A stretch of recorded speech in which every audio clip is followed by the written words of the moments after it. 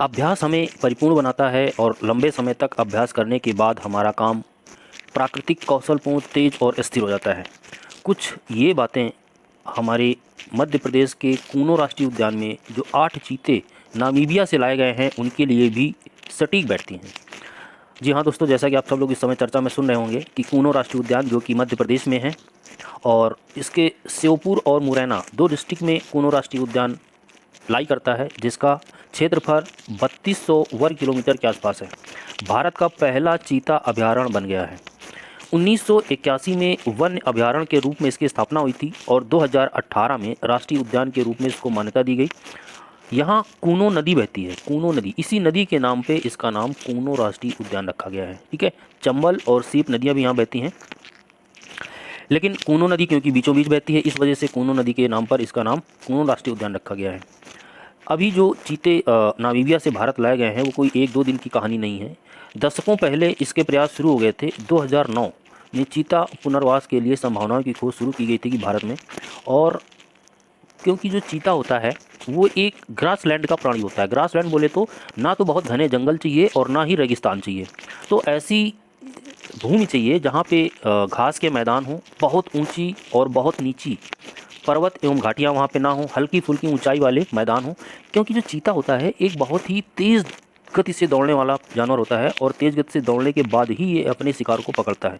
इस वजह से इसको ऐसे स्थान की, ऐसे जगह की ज़रूरत होती है जहाँ पे बहुत ऊंचाई या बहुत गहराई ना हो, लगभग समतल हो।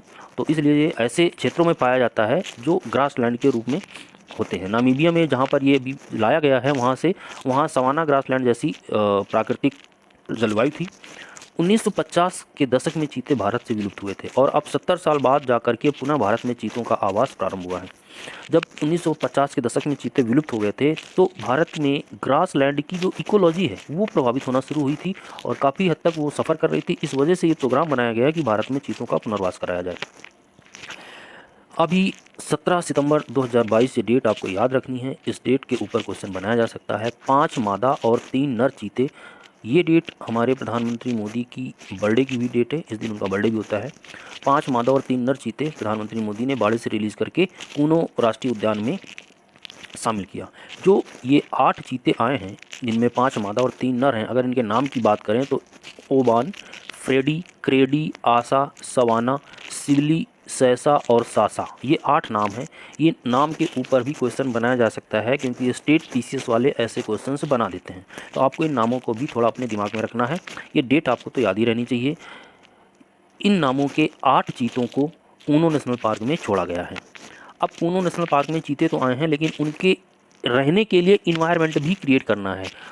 तो इन्वायरमेंट में जैसे कि तापमान और जलवायु की बात आती है तो जो तापमान नामीबिया में था लगभग वही तापमान 45 से 30 डिग्री सेंटीग्रेड के बीच कूनो राष्ट्रीय उद्यान में रहता है। जलवायु दोनों जगह की अर्धशुष्क है और सवाना ग्रासलैंड जैसी भूमि पाई जाती है दोनों जगह। इस वजह से कूनो को चुना गया था क्योंकि जो वहाँ चीतों का इन्वायरमेंट है लगभग वही इन्वायरमेंट यहाँ पर दिया जा सके उनको। जो हमारा कूनो है उस कूनो में 21 से 36 चीतों को रहने के लिए पर्यावास की व्यवस्था की जा सकती है, वहाँ रह सकते हैं, लेकिन फिलहाल हमारे पास केवल 8 चीते वहाँ पर रहने के लिए उपलब्ध होंगे। सुरक्षा की दृष्टि से वहाँ पे 2 हाथी, एक का नाम है सिद्धनाथ और एक का नाम है लक्ष्मी, जो चीतों की रखवाली करने के उद्देश्य से वहाँ पे 2 नए हाथियों को भी रखा गया है। और चीतों को भोजन के लिए 500 चीतल को वहाँ पे छोड़ा जाएगा, क्योंकि जो चीता होता है वो औसतन 60 किलोग्राम वाले जानवरों का शिकार करता है और बड़ी तेज़ी के साथ दौड़ने पर शिकार करता है। और इनके पर्यावरण को सुखद बनाने के लिए चंबल अभयारण्य से 50 घड़ियाल भी वहाँ पे कूनो नदी पे छोड़े जाएंगे। तो ये सारी वो व्यवस्थाएं हैं जो हमारे इस चीते कूनो अभियान को सफल बनाने के लिए की जा रही हैं। इंपॉर्टेंट है, इसके बेसिस पे क्वेश्चन पूछे जा सकते हैं। और क्योंकि